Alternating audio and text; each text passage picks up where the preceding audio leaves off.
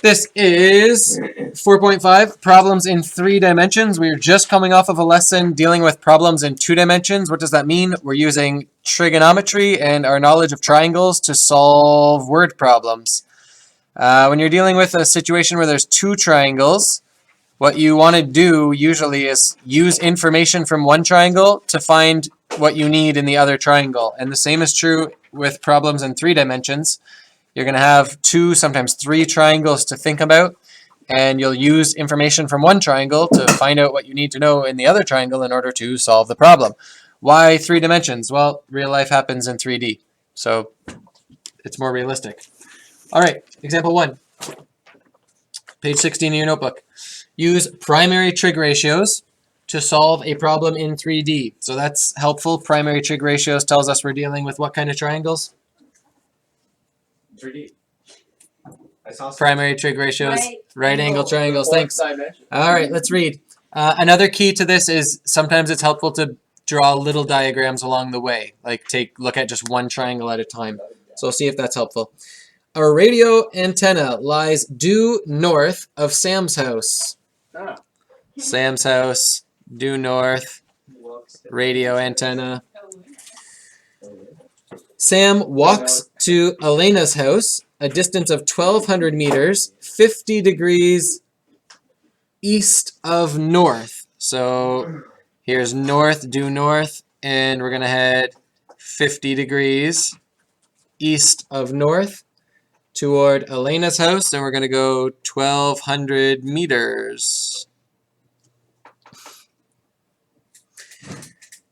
From Elena's house, the antenna appears due west with so due west, I could probably bring that up to there, and then that makes that a right angle triangle. So this is the ground level. This is the base of Sam's house, Elena's house, and the base of the tower. Okay, ground level. And the top of the tower has an angle of elevation of 12 degrees. So now we have another triangle. We have a triangle that goes from the tower, radio, to Elena's house, to the top of the tower, and we're told that the angle here is 12 degrees. Okay, so now we have two triangles, and you can see in your diagram how they relate to one another. Okay, we need to determine the height of the antenna, that's right here, H, to the nearest meter. All right. There is a piece in this triangle that is shared with this triangle. What is it? Nope. Here. Nope. RE, the distance from the radio antenna to Elena's house. Okay?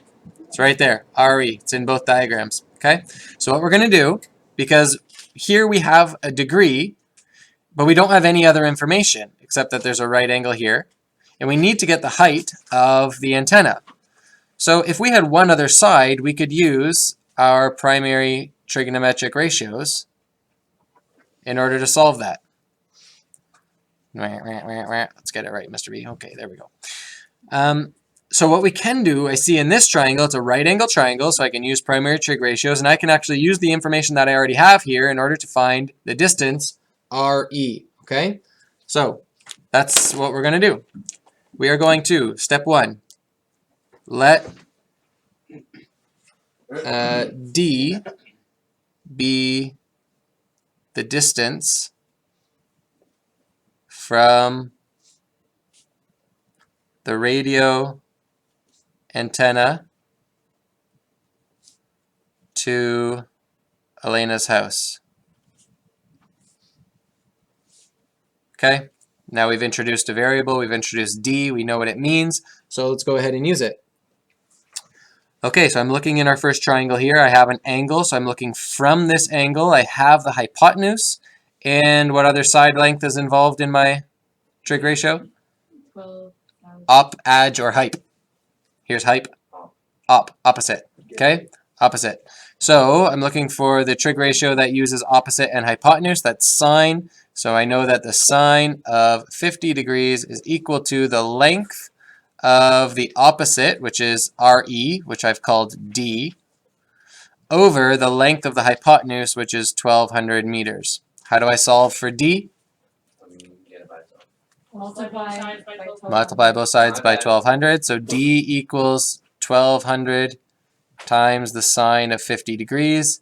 If you put that right in your calculator, you will get an approximate answer of 919. That's 919 meters, which tells us that Elena's house is 919 meters away from the radio tower. Now, that helps us in this diagram because RE here is obviously the same as RE here. So that's where we're using information from one triangle, finding where they connect with the other triangle. And so we have that distance. How does that help us?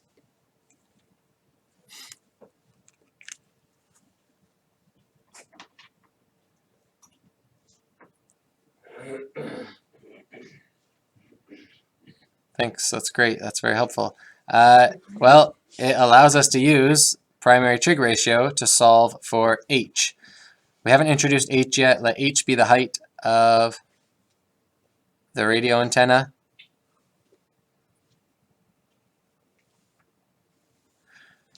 So now we're looking from an angle of 12 degrees, and we have opposite and adjacent involved, which means I'm looking at tan. So I know the tan of 12 degrees is equal to the length of the opposite side, which is h, over the length of the adjacent side, which is 919. How do I isolate h?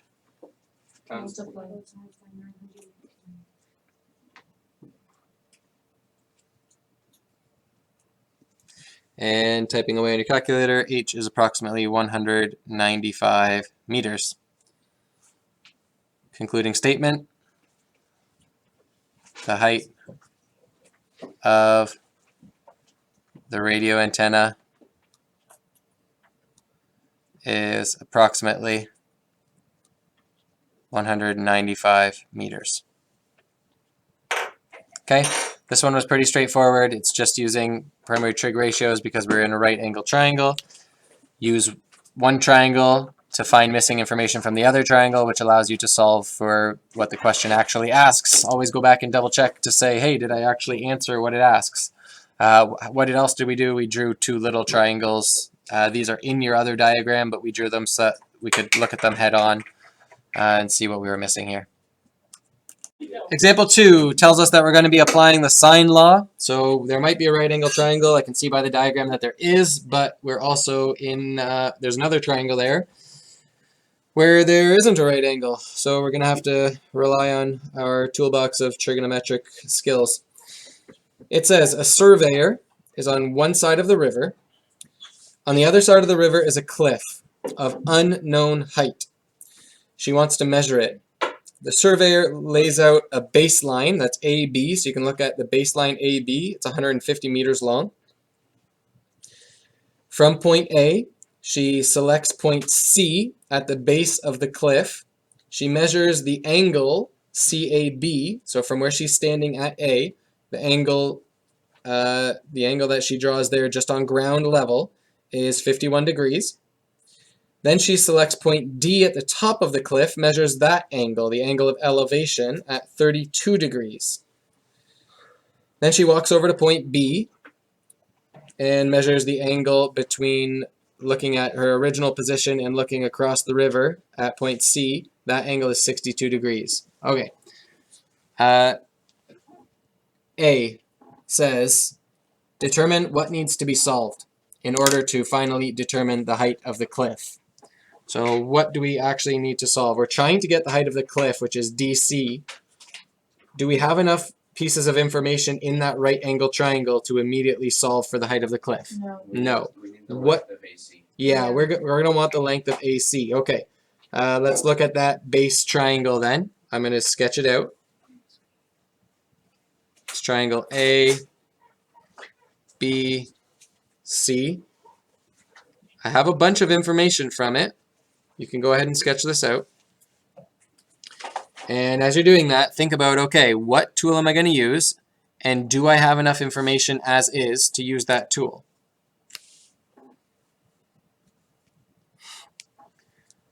Um, 180 minus 51 minus 62. Yeah, I want to get this side length, right? You should use sine law. No. I should use sine, but right now I don't have any opposite information given, right? But we've seen that we can, right away we see that we have two angles in a triangle, which means we automatically can get the third one. So the first step then is going to be to determine the measure of angle C. Okay, so measure of angle C is 180 degrees minus 51 degrees minus 62 degrees. So you just type that in your calculator, 180 minus 51 minus 62, and you will get 67 degrees. So we can add that to our diagram. Now we do have opposite information. We have a side length and its opposite angle. So we can use sine law because we have a completed ratio, and we can set up the proportion using, we want to get side length AC, right? So we can use opposite right there as well. We have the opposite angle. So I'm going to set up the proportion, and then I'm going to fill in the information. I'm going to call this side length B because it's the side length opposite angle B. And I'm going to call this side length C. Okay, so what we have, I want my unknown variable on top. It's easier to solve. I have length B over the sine of B. Sine of capital B designates the angle, the vertex, one of the vertices of the triangle. Then I'm going to set it up with C, lowercase c, over the sine of capital C. 150. Wait, don't we know that? Now I'm going to plug in the information that I know, okay? I don't know B, so I leave that there. I do know angle B is 62 degrees, so on the bottom of that ratio is the sine of 62 degrees. Over here I have a completed ratio, that's why I chose C and sine C. The length C is 150, the angle C is 67 degrees. So 150 over the sine of 67. Now, how do I solve for B? Yeah, I'm going to do it in, actually I can stop showing all the steps. I'm going to multiply both sides by what? 62. Just 62? Sine 62. By the sine of 62. It's right there, right? Don't make anything up. If it's right there, then do what's right there. In order to get rid of this thing on the left side, I need to multiply by the sine of 62. It's not 62 by itself. It's not sine times 62. It's the sine of 62. It's a trigonometric ratio based on the angle 62. There are already rules. You just need I to thought mess it was up. implied. Yeah, okay. Okay. Type that in your calculator. You can... 143.9. Yep. So we're going to round up to 144. And this is being measured in meters. All right, so we have that shared length, AC. I'm going to erase that. It's 144 meters. And now we can use that in our right angle triangle. So now I'm going to go ahead and draw the triangle that is going up to the cliff. Okay, so it might look something like this. If she stands here at A, she's measuring straight up at a right angle. C is at the base of the cliff, and D is at the top of the cliff. And angle A, she has measured as 32 degrees. And we now know AC right here. So we're connecting our information found from the first triangle to our next triangle. And what we really want here is H, the height of the cliff. Do we have enough information? Just find that other angle. Do I need any other angles? Well, technically no. Technically, no. Okay. So what tool do I have in my toolbox that I can use on triangles with a right angle? Opposite adjacent. Okay, so, yep. Let's translate what you've just said. We're looking here from angle A. So we're dealing with opposite and adjacent, 10. which means we're looking at tangent. So the tan of 32 degrees is equal to op over adjacent, and maybe I'll just do it with empty variables first. The tangent of angle A is op over adj. Okay, so the tangent of 32 degrees is h over 144. How do I solve for h? Multiply 144. Thank you. Type it in your calculator. By the way, you should always be trying to type things in your calculator while I'm doing it so that you can double check your own answer and your own ability to get the answer.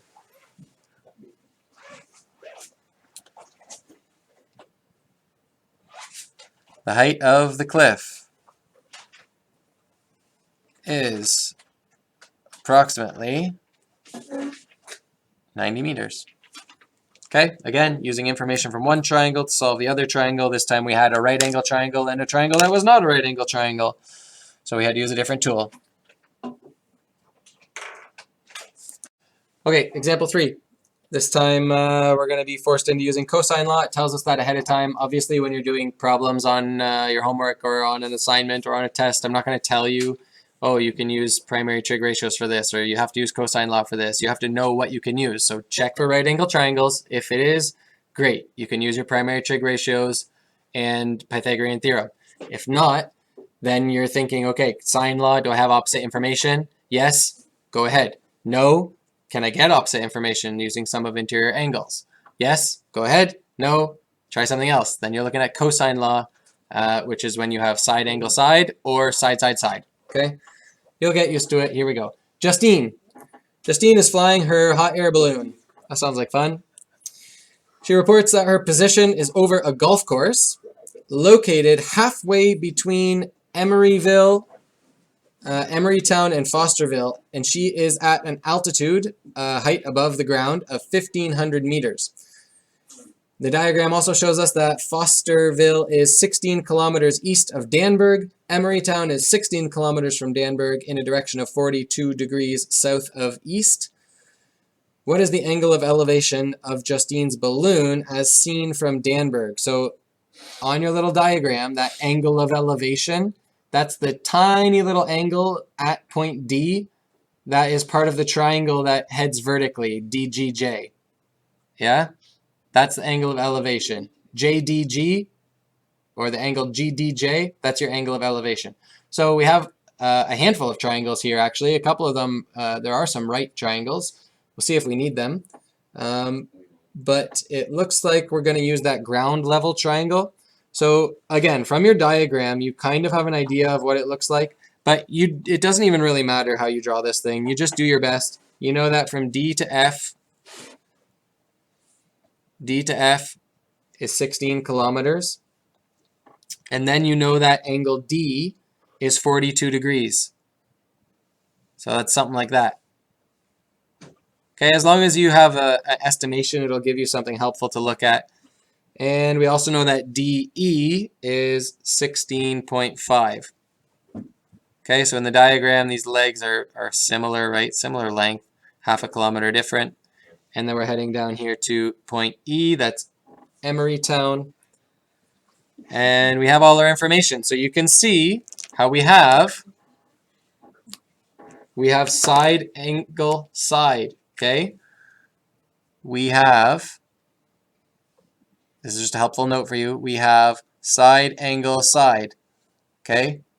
Two sides and their contained angle. So use cosine law. I already skipped a step. The step that I skipped is looking at that little right angle triangle for the angle of elevation and asking, do we have enough information in this triangle? Okay, the answer is no, we don't.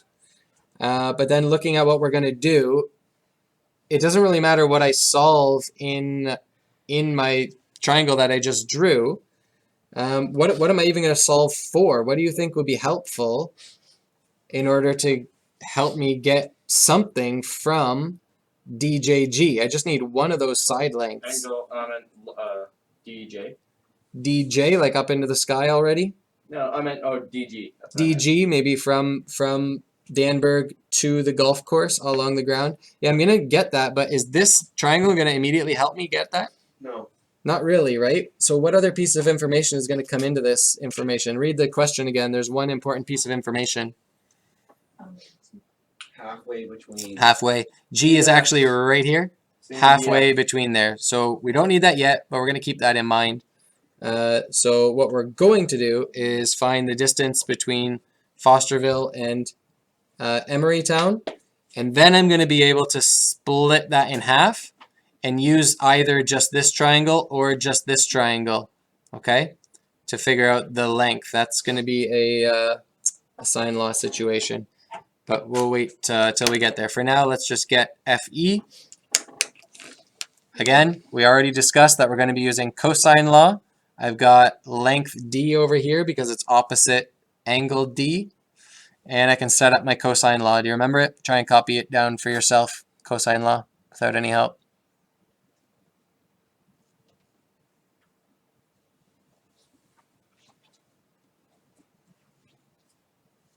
Yes, I remember. I won't be able to. I remember.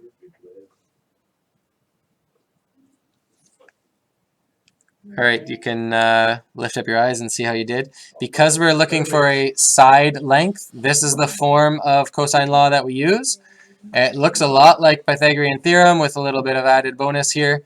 So the key to remember is that your side length is opposite the angle that you use, and the two other sides are the ones that get plugged in here, FE and 2FE minus 2FE, okay? This is a big multiplication thing. These guys get added together, and then this gets subtracted from it. Then you take the square root of everything. Let's plug in our numbers and see how we do. So D squared is equal to F is 16.5, so it's 16.5 squared, plus E squared, that's 16 squared, minus 2 times F times E times the cosine of D, which we're told is 42 degrees. So now your calculator, if you do it carefully, can do this all in one step. So I'm just going to go ahead and let you try that and then give you the answer.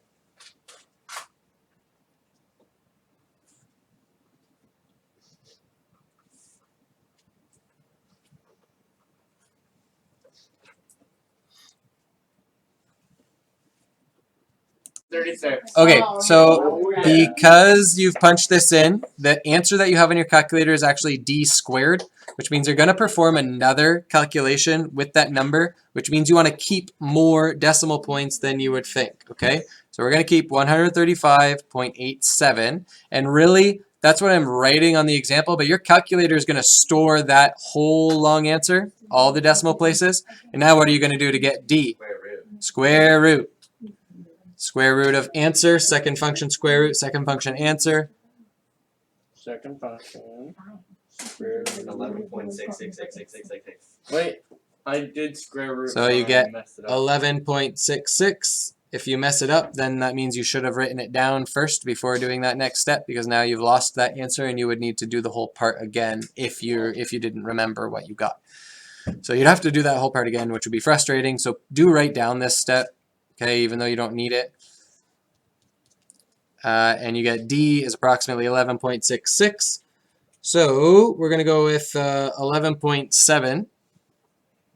We're going to just call it 11.7 kilometers True. from F to E. All right, how are we going to use that information again? Now you have the D, G.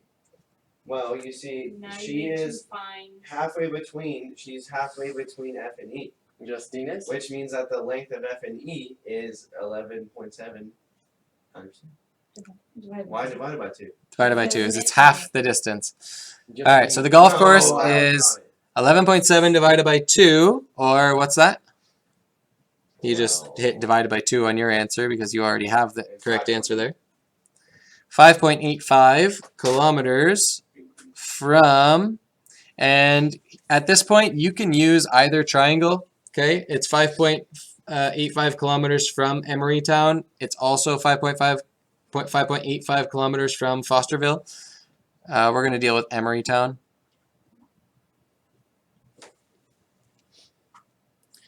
So now I have another triangle, and I'm going to go ahead and do it here.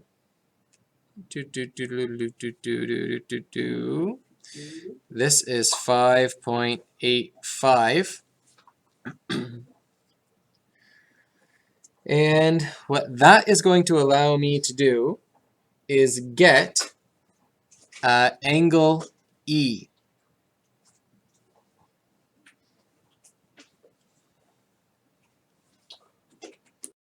Okay, so we're going to just keep that piece of information for later. And our next step is that we are going to determine the value of angle E. Okay, so ignore the red for now, but we're going back to get this angle E because we now have that this side length over here, side length D, is 11.7 kilometers. So we have side, side, side, and we have one of the angles, 42 degrees. So now we can get another angle. We can get angle E, and that's going to allow us, once we have that, we're going to be able to get the length down the middle here of this middle triangle, okay? So we need this information, but we're just going to store it for now. And now we're going to look at finding out what measure of angle E.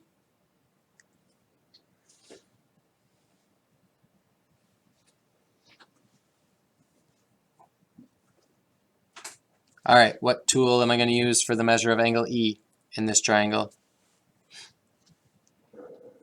Aren't you gonna do?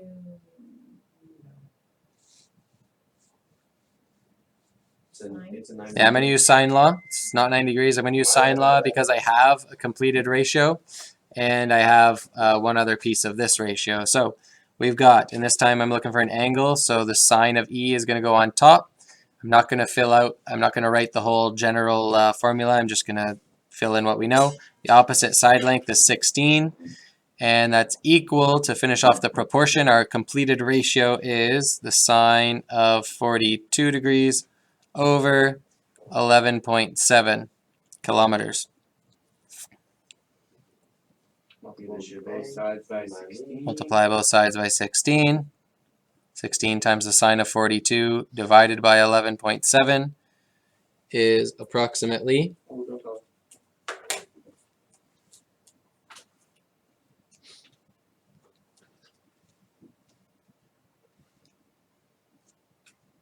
Why did I get a different answer?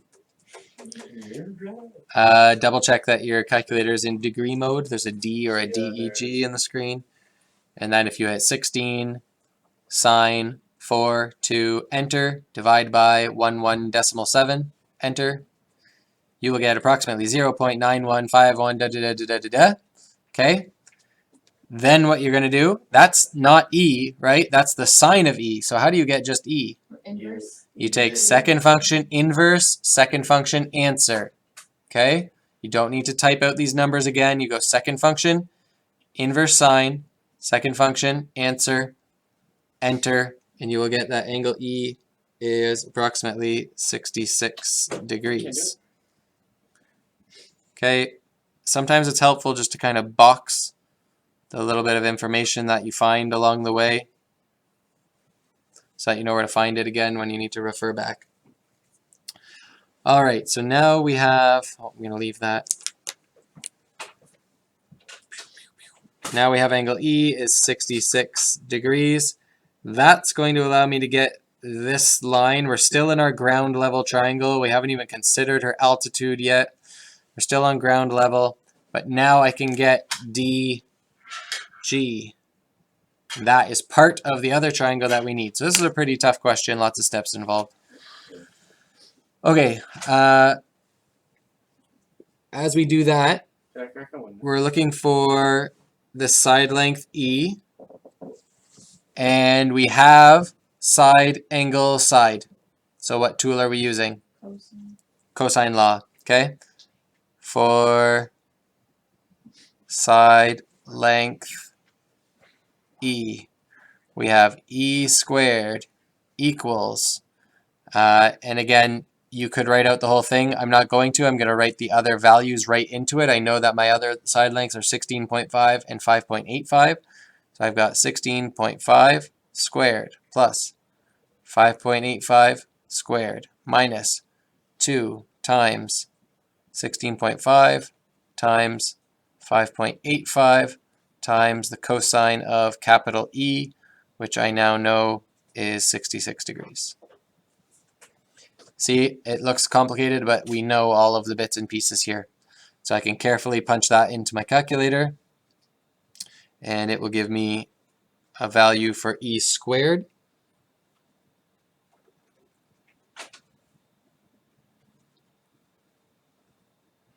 Which is approximately 227.95. Take the square root of that. I get approximately 15.1. So DG from Danberg to the golf course is approximately 15.1 kilometers. Okay. Now we get to take a look at that vertical triangle. Okay. I always mess it up here.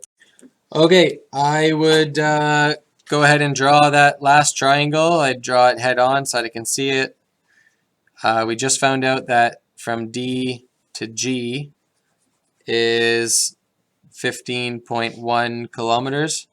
And we know that the altitude from the golf course to Justine in the hot air balloon is 1,500 meters. But it doesn't make a whole lot of sense to go deal with meters and kilometers in the same problem. So what's 1,500 meters converted into kilometers? Isn't it 15? 1.5? It's 3 decimal places, right? 1.5? It's 1,000, right? So it's 1.5 kilometers. So this right here is 1.5 kilometers. We're going up from the golf course, so that puts us in a right angle triangle. And the goal is to find angle D. The measurement here, the angle of elevation, looking at Justine's hot air balloon from Danberg. Okay? So if I'm looking from there, what sides are involved in my opposite and adjacent? So we're looking at the tan of D is 1.5 over 15.1. Okay, this is the tan ratio for angle D. We know the ratio, which means we can use our primary trig ratios to find this out. So all I need to do then is take the inverse tan of both sides.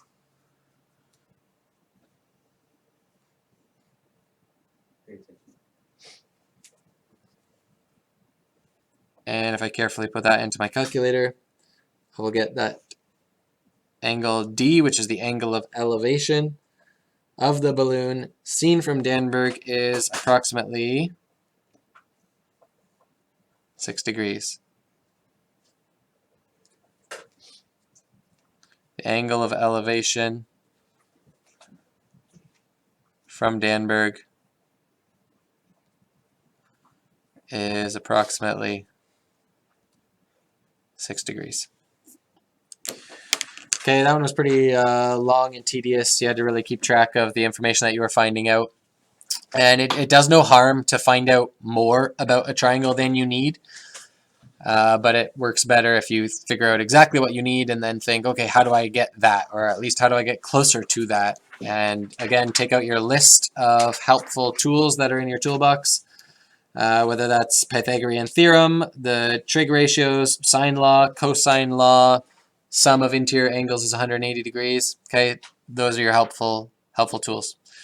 Your practice problems are found on page 265, numbers 1 through 7.